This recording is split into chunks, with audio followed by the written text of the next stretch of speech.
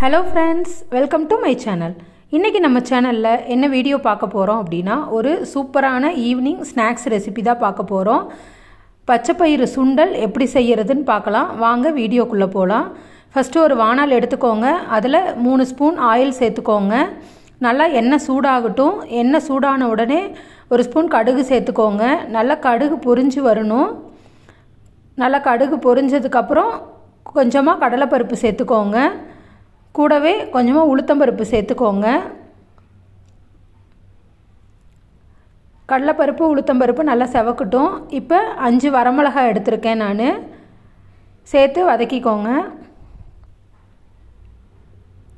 இப்போ ஒரு பெரிய வெங்காயத்தை நல்லா பொடி பொடியா கட் பண்ணி வச்சிருக்கேன். கட் பண்ணி வச்ச அந்த வெங்காயத்தை சேர்த்து நல்லா வதக்கிக்கோங்க. நான் சுண்டல் வேக வைக்கும்போதே உப்பு சேர்த்துருக்கேன். அதனால கொஞ்சமா இந்த வெங்காயத்துக்கு தகுந்த உப்பு சேர்த்துக்கோங்க. உப்பு சேர்த்து நல்லா வெங்காயத்தை வதக்கி விட்டுக்கோங்க. பச்சைப்பயிரை தண்ணிக்குள்ள போட்டு வேக வச்சிங்கன்னா ரொம்ப குழஞ்ச மாதிரி ஆயிரும். ஸோ ஓட்டக்கிணத்துல வச்சு நீங்கள் ஆவியில் 3 விசில் அந்த மாதிரி விட்டு வேக வச்சுக்கோங்க. இப்போ பாருங்க முத்து முத்தா அழகாக வெந்திருக்கு. அந்த பச்சைப்பயிறு இதில் சேர்த்துக்கோங்க. சேர்த்து நல்லா கிளறி விட்டுக்கோங்க.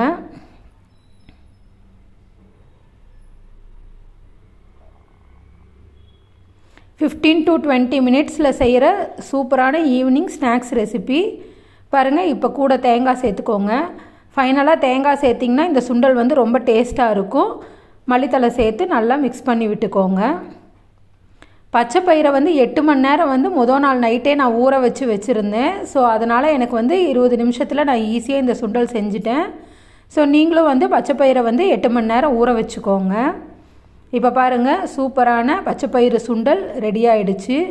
இதில் நிறைய புரோட்டீன் இருக்குது. ரொம்பவே உடம்புக்கு ஹெல்த்தியானது.